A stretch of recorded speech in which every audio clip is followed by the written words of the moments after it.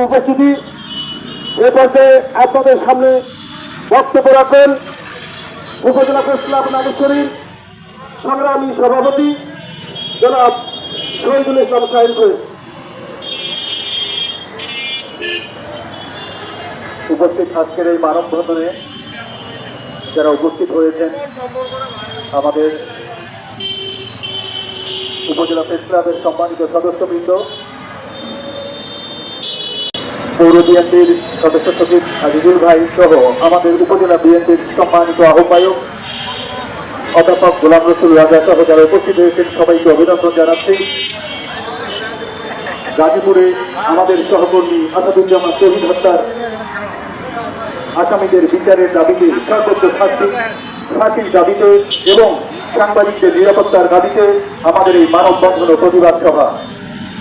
আমি বলতে চাই, বর্তমান সরকারকে বলতে চাই, বাংলাদেশে যেন আর কোনো সাংবাদিক যেন এভাবে নির্মমভাবে হত্যার শিকার না হয়, আর কোনো সাংবাদিক যেন এভাবে নির্যাতনের শিকার না হয়। আমি প্রশাসনকে বলতে চাই, সর্বস্তরে বাংলাদেশের জেলা উপজেলায় যে সাংবাদিকরা কাজ করছেন তাদেরকে নিরাপত্তা দিতে হবে। সাংবাদিকরা সবসময় জাতি বিবেক এবং তারা সব থেকে কাজ করে। সাংবাদিকরা নিজের জীবনকে বাঁচিয়ে রেখে সংবাদ পরিবেশন করে এবং তথ্য সংগ্রহ করে সবাইকে জানিয়ে দেয়। সেই তথ্য সংগ্রহের জন্য আজকে জীবন দিতে হয়েছে আমাদের এক ভাই, আমাদের সহকর্মী আসাদুজ্জামান শহীদকে।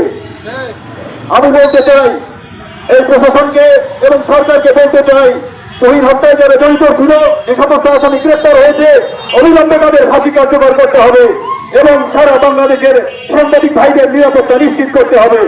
এই বলে আমি আমার বক্তব্য শেষ করছি। ধন্যবাদ।